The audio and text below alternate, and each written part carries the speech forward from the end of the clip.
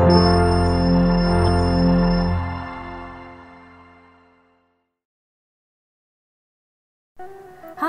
Assalamualaikum warahmatullahi wabarakatuh dan selamat sejahtera cikgu ucapkan kepada semua.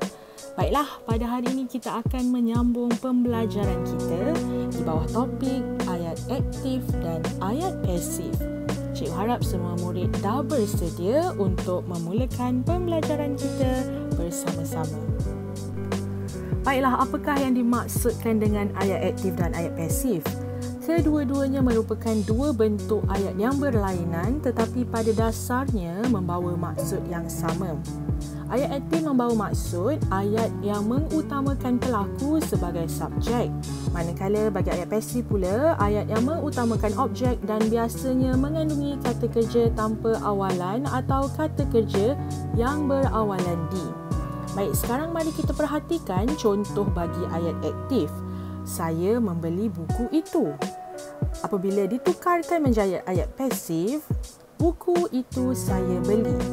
Bagi ayat yang kedua, kami sedang mendengar radio. Untuk ayat pasifnya, radio sedang kami dengar. Untuk ayat aktif yang ketiga, awak perlu menyiapkan kerja itu. Ayat pasifnya, kerja itu perlu awak siapkan. Sekarang mari kita perhatikan jenis-jenis ayat pasif.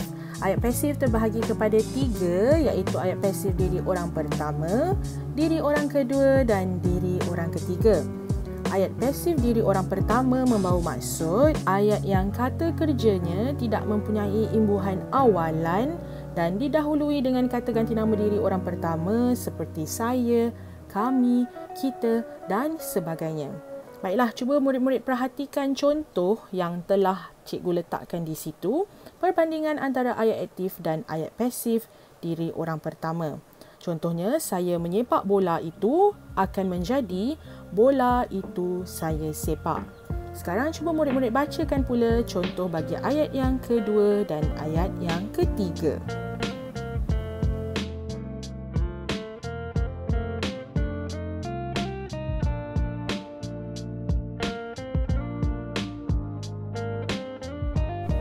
Sekarang kita akan beralih pula kepada ayat pasif diri orang kedua.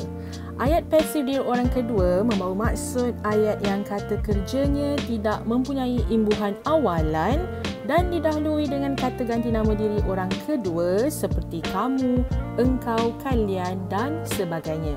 Ayat pasif diri orang kedua konsepnya sama seperti ayat pasif diri orang pertama, iaitu tidak mempunyai imbuhan awalan. Contohnya, awak telah membasuh baju itu. Apabila ditukar menjadi ayat pasif akan menjadi baju itu telah awak basuh. Jadi sekarang cuba murid-murid bacakan pula ayat yang kedua dan yang ketiga bagi ayat pasif diri orang kedua.